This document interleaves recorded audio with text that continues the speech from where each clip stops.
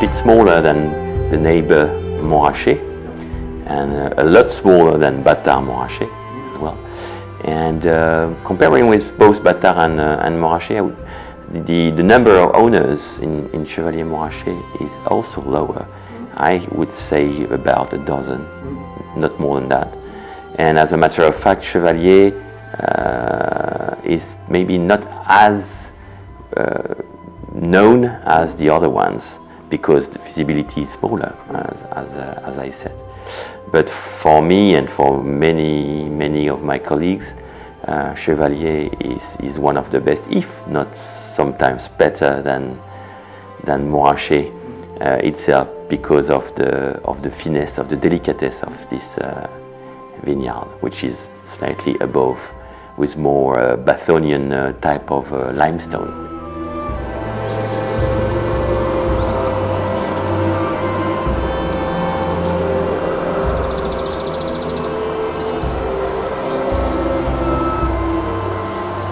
Was some added parts like Demoiselle, like Petit Cailleret, which is a very small part, which was part to the Domaine Jean Chartrand before that, and that was sold when my grandfather died.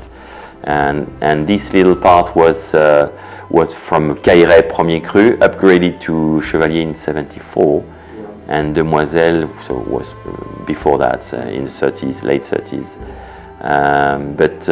Yeah, the original area starts with Clos des Chevaliers, going towards south up to Cabotte and a little under. And you're right, yeah. In the map that I have there from the 1870, it's part of Montrachet. But also the lower part, like Battard, was also called part of Montrachet. The appellation Montrachet was much larger and known as a global area Montrachet.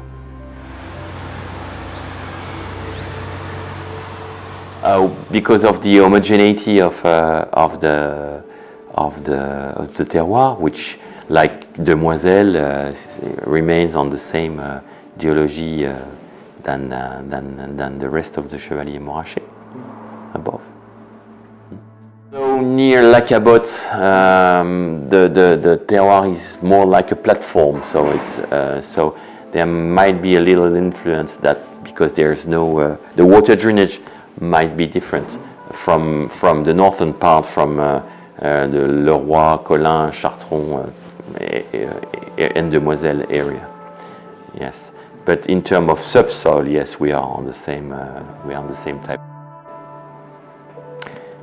For me, Chevalier is in many ways equal, if not better, than Montrachet, in the sense that Chevalier Montrachet always has more finesse and delicatesse, coming from more chalk, more limestone in the soil.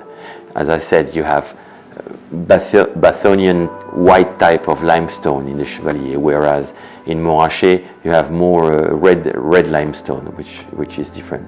So sometimes a little more power in richness in Montrachet, and also because it's in the mid slope, but not always as much finesse and as much delicatesse than Chevalier.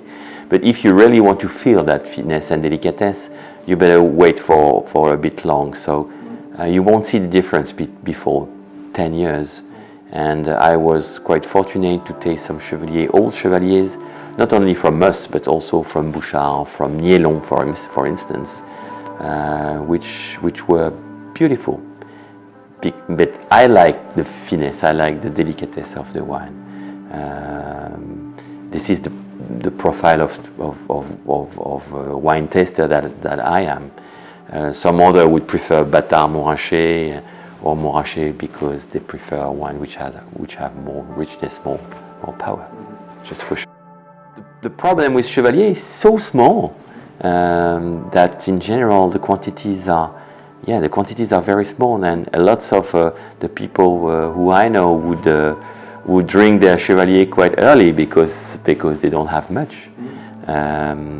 I always advise them, yes, to keep the bottle at least 5-6 years, and if open within the first 5-6 years, even to decant these wines, especially in order to give them, to let them breathe and develop a little bit the nose, because Chevalier is always more, fine, delicate, not as powerful. So you really need to age or to let the wine breathe before you drink it, in order to get the full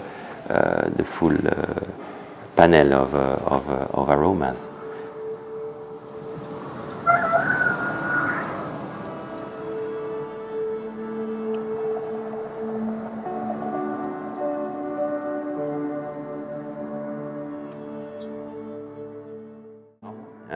As he was bought from Domaine Biret in 1917, together with the Clos du Cailleret and the Clos de la Pucelle.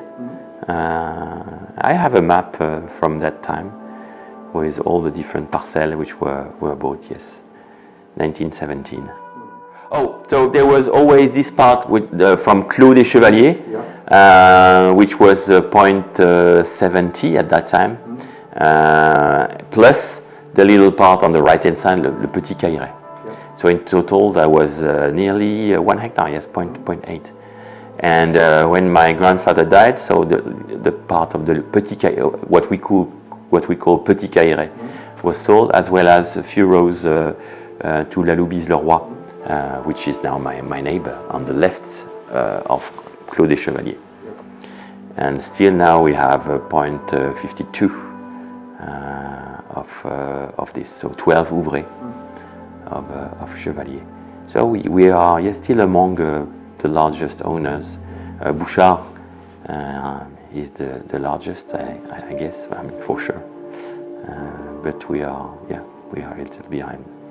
The vines well, you can see from the eye the difference between the two first rows and then the next in terms of maturity, because of the heat of the walls. But well, in general, I think the largest influence would be to protect from the north wind, I think. But outside of that, it's for me more decorative than any. But I don't know exactly when that it was built, because before he was already there in 1917, from what I know from my grandfather. But before that, I have no clue of when these walls were built. I would say perhaps when the vineyard was rebuilt in 1870 or so. I think so.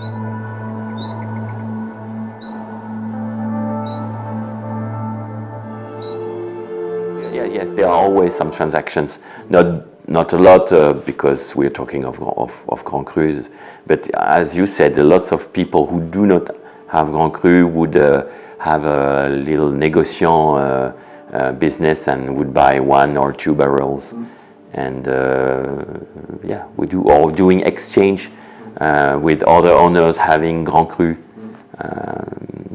That's quite common. So at the end, yes, you might see perhaps about 20 different labels of Chevalier, I would say so.